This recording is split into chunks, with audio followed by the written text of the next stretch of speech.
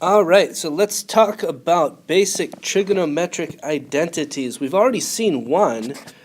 We know that sine x divided by cosine of x is equal to tangent of x. An identity is a statement of equality that will always be true.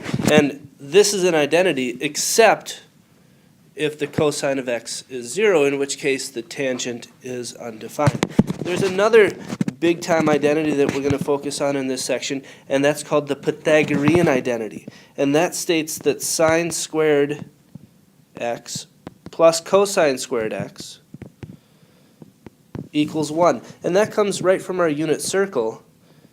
We looked at all these different triangles, and we discussed that the x coordinate for all of these triangles was the cosine of x, and the y coordinate for all of these triangles was the sine of x, and that the radius in the unit circle was always 1, so therefore, since it's a right triangle, the legs are sine of x and cosine of x, and the hypotenuse is 1. Pythagorean theorem says that, well, sine of x plus cosine of x, each of those things squared, will equal 1. So these are our two big identities we're going to focus on. We're going to look at a couple of examples. We're going to look at both of these examples two different ways. One, an algebraic way, focusing on these identities, and two, a more geometric approach that some of you may find more useful. So, sine of x is 1/3. Find all possible values for cosine x and tangent x. I'm given sine of x, so let's use the Pythagorean identity. Sine squared, so 1/3 squared, plus cosine squared x has to equal 1.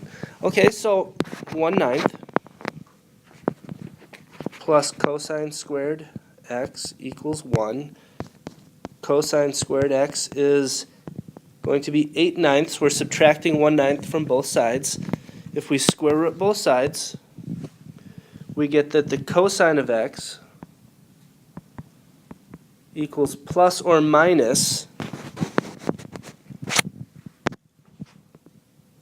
it's one of the worst plus or minuses I've ever made, but it equals plus or minus 2 square root 2 over 3.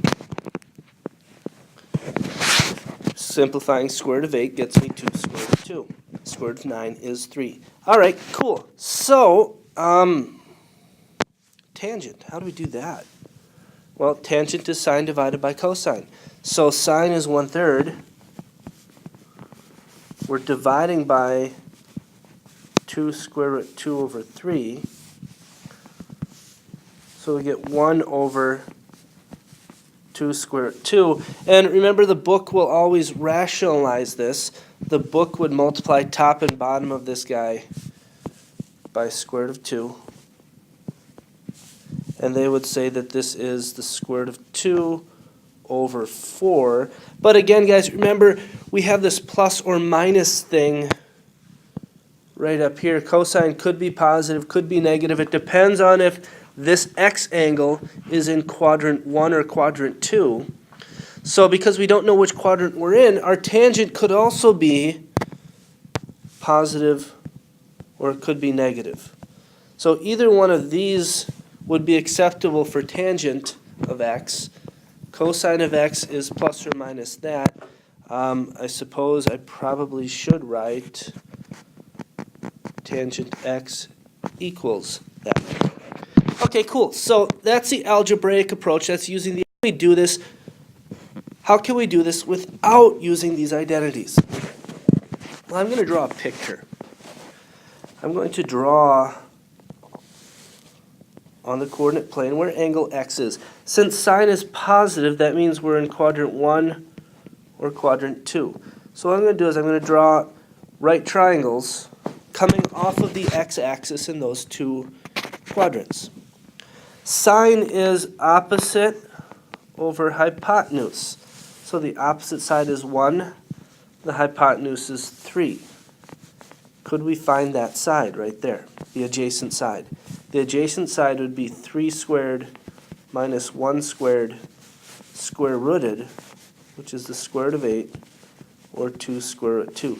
Now I can use SOHCAHTOA to know that the cosine of x is 2 square root 2 over 3 adjacent over hypotenuse, and tangent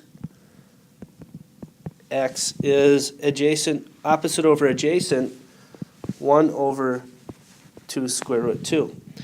If I back it up into quadrant 2 over here,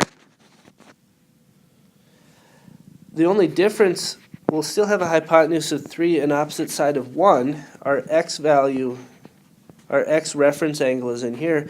This will now be negative 2 square root 2 because we're in quadrant 2. Our x coordinate has to be negative, and we would simply be able to put plus or minus on each of those right there. So, I personally love this method. I love drawing this picture. I like using SOHCAHTOA to get the 3 sides of my triangle, and then from there I can use and find any of the trig functions that I need. Okay, so next example. If tangent x equals negative 2, and x is between pi over 2 and pi, find cosine x. Well, this inequality here, remember what that means. That means that we're told which quadrant we are in. We are in quadrant number 2.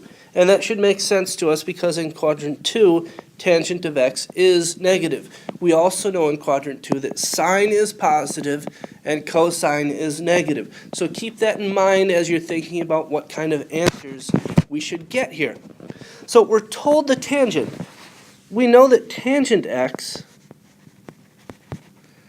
is equal to sine x over cosine x.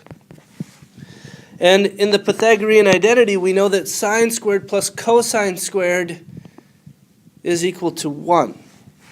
Let's rearrange our tangent identity. We can say that sine of x is equal to tangent x cosine x.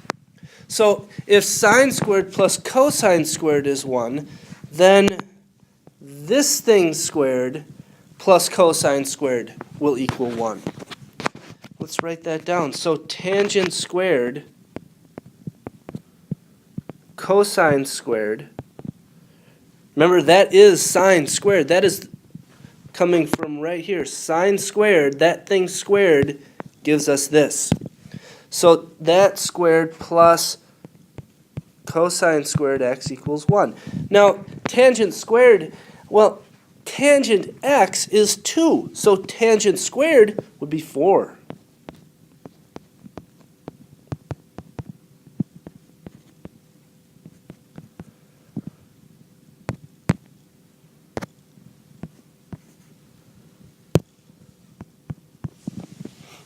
So we have 5 cosine squared x equals 1. Cosine squared x equals 1/5. Cosine would be plus or minus 1 over square root 5. But in quadrant 2, cosine is negative. So we would reject the positive 1 and state that cosine x is negative 1 over square root 5. Of course, your textbook, your answer key would probably list this as its rationalized form, which is negative square root 5 over 5. And you might ask, well, that's great, Mr. Schnack. Can we use that triangle thing here? That was kind of slick the last time. I'm curious to see if that works again. And yeah, we can. So tangent x is negative 2. We're in quadrant 2. Find cosine x. So we're going to put a triangle in quadrant 2. Tangent x is negative 2. We need to think of this as being a fraction.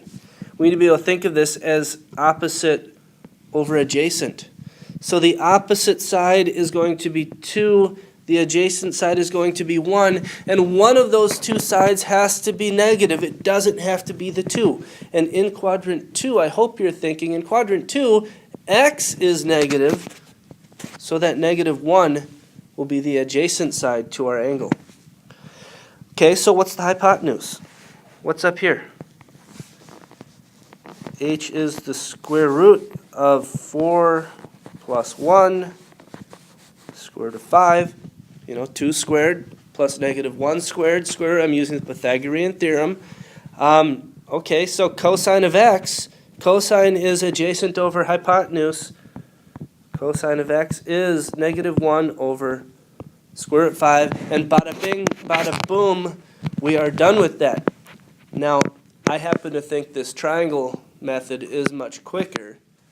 However, it is important that you start to get the basic understanding of how to use identities to solve these types of problems.